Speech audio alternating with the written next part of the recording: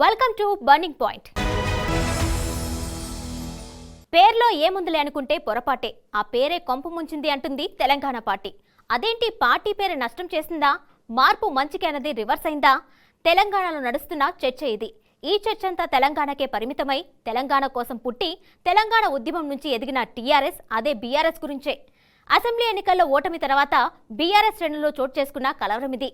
Party అధినేత ఈ చర్చకు ఇండైరెక్ట్ గా సంకేతాలు ఇచ్చారో లేక పార్టీ నాయకులకే ఈ ఉద్దేశం వచ్చిందో కానీ పీచే మూడంటూ బీఆర్ఎస్ ని కాస్త మళ్లీ టీఆర్ఎస్ చేయాలి అన్న చర్చ జోరుగా సాగుతుంది.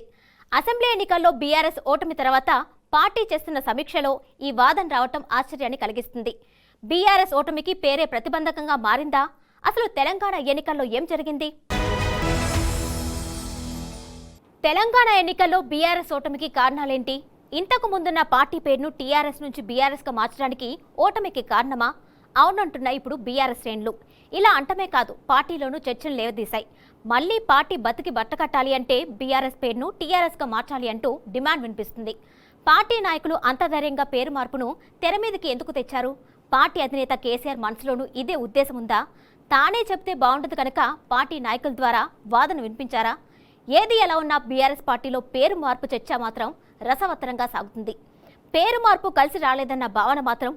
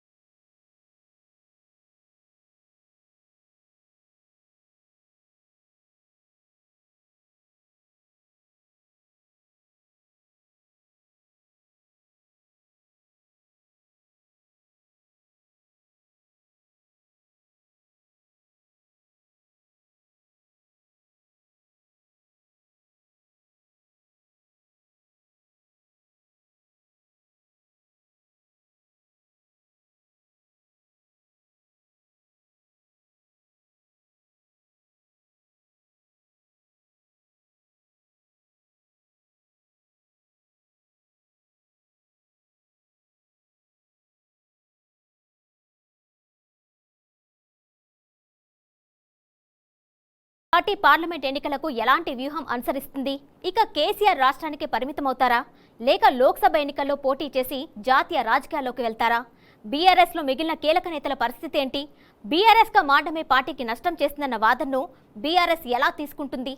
పార్లమెంట్ ఎన్నికలకు తెలంగాణలో మిగిలిన పార్టీల వ్యూహం ఏంటి?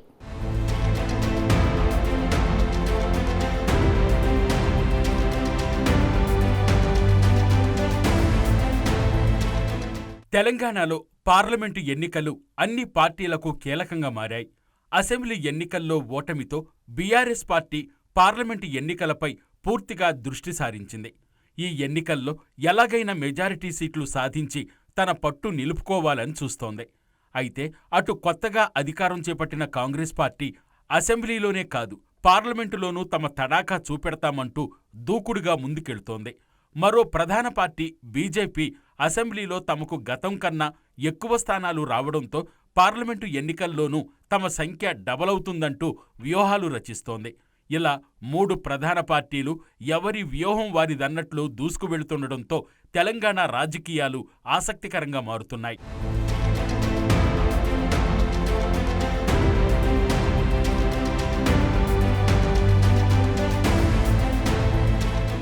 ఈ ఏడాది ఏప్రిల్ మాసంలో పార్లమెంటు ఎన్నికలు జరగనున్నాయి.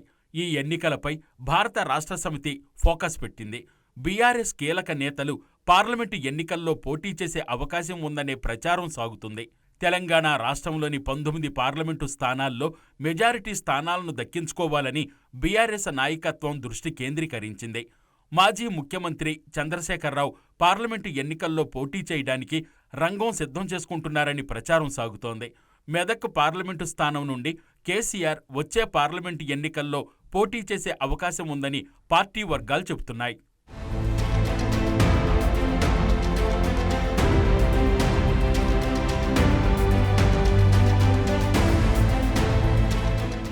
మరోవైపు బీఆర్ఎస్ వర్కింగ్ ప్రెసిడెంట్ కేటీఆర్ కూడా పార్లమెంటు ఎన్నికల్లో పోటీ చేసే అవకాశాలున్నాయనే ప్రచారం సాగుతోంది.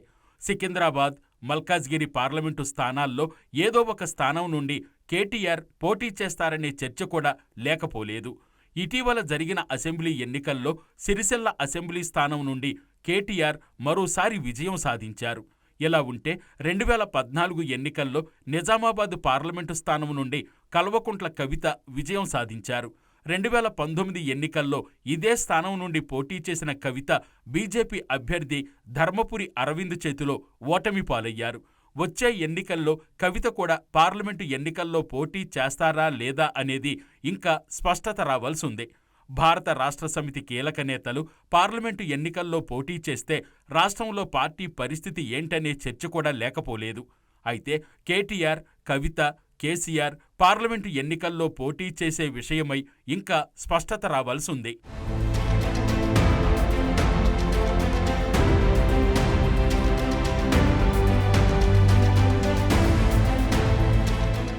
ఇలా ఉంటే అసెంబ్లీ ఎన్నికల్లో ఓటమికి కారణాలను అన్వేషిస్తున్న బీఆర్ఎస్ పార్టీ ఇక మీదట జాతీయ రాజకీయాల్లో ఎలా వ్యవహరిస్తుందన్నది కూడా ఆసక్తిగా మారింది. పార్లమెంటు ఎన్నికల్లో అధిక స్థానాలు సాధించి కేంద్రంలోనైనా పట్టు సాధించాలన్న దిశగా బీఆర్ఎస్ పార్టీ ఆలోచనలు ఉన్నాయంటున్నారు. అసెంబ్లీ ఎన్నికల్లో కేవలం స్వల్ప ఓట్ల శాతం తేడాతోనే అనేక సీట్లు చేజారిన నేపథ్యంలో వాటిపై ప్రత్యేక దృష్టి సారించనున్నారు. పార్లమెంటు ఎన్నికల్లో బీఆర్ఎస్ అభ్యర్థుల గెలిపే లక్ష్యంగా జరగబోతున్న ఈ సమీక్షల అనంతరం ప్రజాక్షేత్రంలో ప్రచార పర్వాన్ని బలంగా నిర్వహించేందుకు కూడా పార్టీ యంత్రాంగం కసరత్తు చేస్తోంది.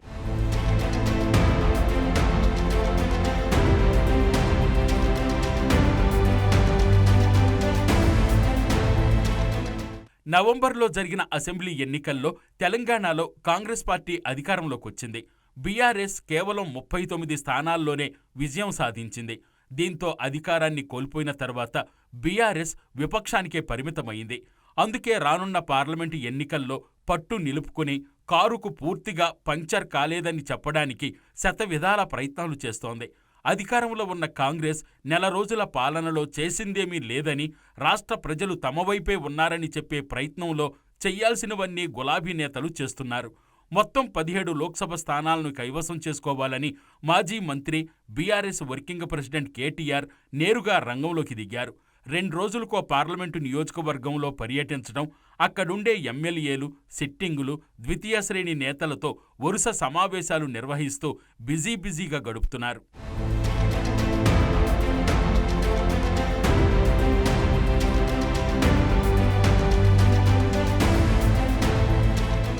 బీఆర్ఎస్ వర్కింగ్ ప్రెసిడెంట్గా ఉన్న కేటీఆర్ ఈ పార్లమెంటు ఎన్నికల్లో పోటీ చేయాలని భావిస్తున్నారట. హైకమాండ్ తనకు బాగా కావలసిన వాళ్లు చేసిన సూచనతో రంగంలోకి దిగుతున్నారట.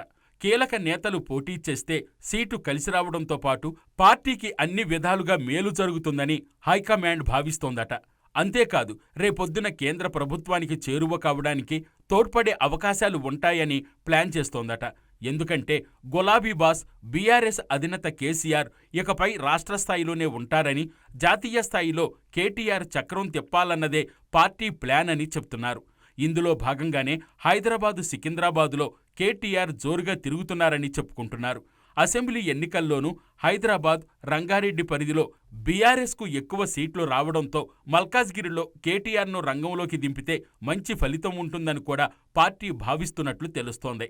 అయితే ఈసారి అసెంబ్లీ ఎన్నికల్లో బీఆర్ఎస్ ఘోర పరాజయం పాలైన తర్వాత మొట్టమొదటిసారిగా జరుగుతున్న ఎన్నికలు ఇవే. దీంతో ఈ ఎన్నికలను బీఆర్ఎస్ బాగా సీరియస్గా తీసుకుంటోంది.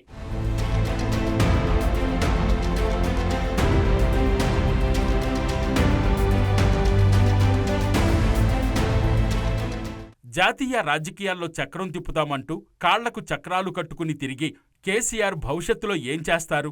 ఇంటిని చక్కదిద్దుకునే పనిలో పడతారా, లేక పార్లమెంటు ఎన్నికల్లో ఎక్కువ సీట్లు వస్తే ముందుకు దూకుతారా అన్నది తేలాల్సి ఉంది.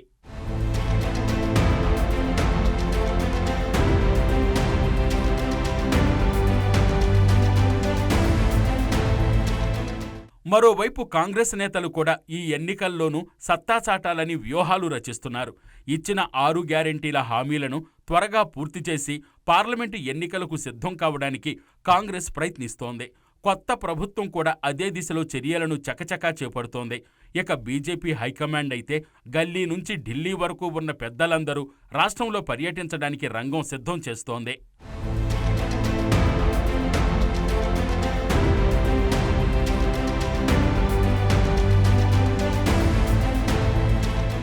ఇది వాటి బర్నింగ్ పాయింట్. మరో అంశంతో మళ్ళీ కలుద్దాం.